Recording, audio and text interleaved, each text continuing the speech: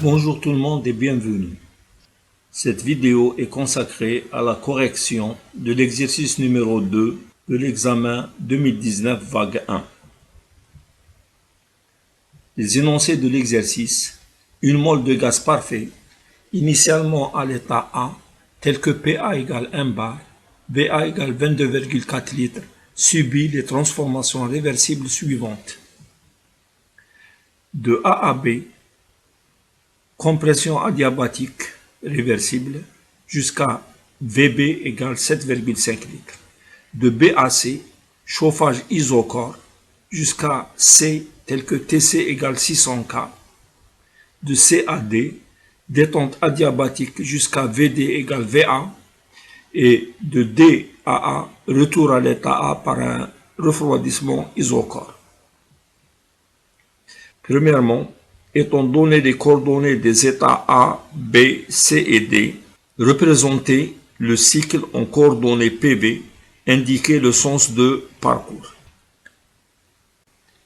Les coordonnées des états A, B, C et D sont données dans ce tableau.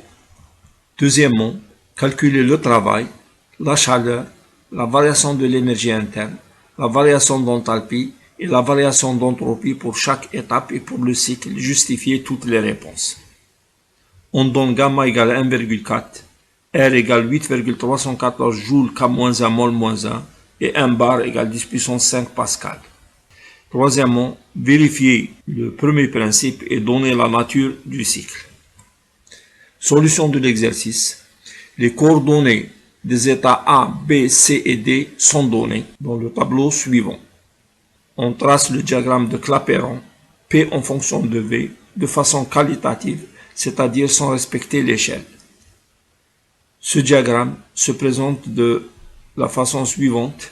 De A à B, nous avons une compression adiabatique réversible.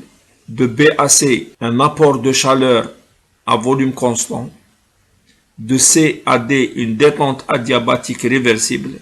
Et de D, on revient à A par un refroidissement isocore. Ce cycle est parcouru dans le sens horaire, donc on trouvera un travail du cycle négatif, et donc le cycle est un cycle moteur. Deuxième question, calculer le travail, la chaleur, la variation de l'énergie interne, la variation d'enthalpie et la variation d'entropie pour chaque étape et pour le cycle, justifiez vos réponses. Pour la transformation adiabatique AB, la chaleur est nulle, le travail est égal à la variation de l'énergie interne qui est donnée par CV delta T, c'est-à-dire R sur gamma-1 TB-TA, et le résultat du calcul donne 3076,2 joules. Delta HAB est égal à gamma fois delta UAB égale 4306,7 joules et delta SAB égale 0. Pour la transformation isocore BC, le travail est nul car le volume est constant. La chaleur est égale à la variation de l'énergie interne qui est donnée par CV delta T, avec CV égale R sur gamma-1, donc QBC égale delta UBC égale R sur gamma-1 TC-TB, on trouve 3795,3 joules. Delta HBC est égal à gamma fois delta UBC égale 5313,5 joules. Et delta SBC est donné par l'intégrale de dQ réversible sur T, avec dQ réversible égale NCV dt, et après intégration, on obtient delta SBC égale R sur gamma-1 log de TC sur TB. Les calculs donnent delta SBC égale 7,54 joules K-1. Pour la détente adiabatique CD, la chaleur est nulle, le travail est égal à la variation de l'énergie interne qui est donnée par CV delta T, et donc WCD égale delta UCD égale R sur gamma-1 TD-TC. Les calculs donnent moins 4421 joules. Delta HCD est égal à gamma fois delta UCD, ce qui donne moins 6189,4 joules.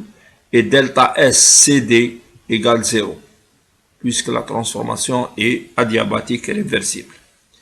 Pour l'isochore DA, le travail est nul car le volume est constant. La chaleur est égale à la variation de l'énergie interne qui est donnée par CV delta T avec CV égale R sur gamma moins 1. Donc on obtient QDA égale delta UDA égale R sur gamma moins 1 TA moins TD. Les calculs donnent moins 2450,6 joules. Et delta H DA égale gamma fois delta U DA égale moins 3430,8 joules. Pour le calcul d'entropie, delta SBC égale intégrale de dQ réversible sur T du point B jusqu'au point C. Avec CV égale R sur gamma moins 1 et après intégration, on obtient delta SBC égale R sur gamma moins 1 log de TA sur TD. Les calculs donnent moins 7,54 joules. Tous les résultats sont rassemblés dans un tableau. Pour le cycle, on trouve W du cycle égale WAB plus WBC plus WCD plus WDA. Donc W du cycle égale moins 1344,8 joules. Q du cycle est égal à QAB plus QBC plus QCD plus QDA et le total donne Q du cycle égale 1344,8 joules. Pour la variation de l'énergie interne, on trouve delta U du cycle égale 0. Pour la variation d'enthalpie, on trouve delta H du cycle égale 0. Et pour la variation d'entropie, on trouve delta S du cycle égale 0.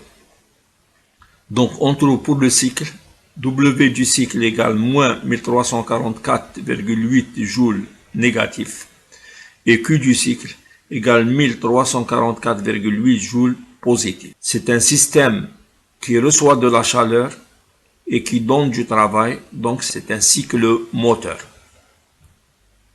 Ce cycle reçoit une chaleur QBC égale 3795,4 joules lors du chauffage isochore.